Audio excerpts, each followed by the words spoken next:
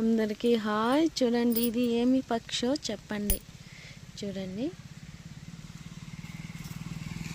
సరే ఇలా ఉంటుంది. ఇది ఏమి పక్షి?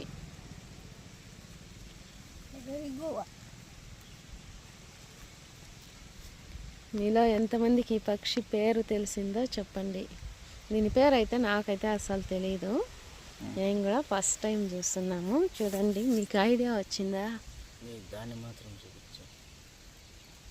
దాన్నే చూపిస్తాను. చూడండి దాని రెక్కలు చూడండి, దాని కాలు చూడండి, రెక్కలకు కూడా చూడండి ముండ్లు. ఇది ఏం పక్షి చూడండి.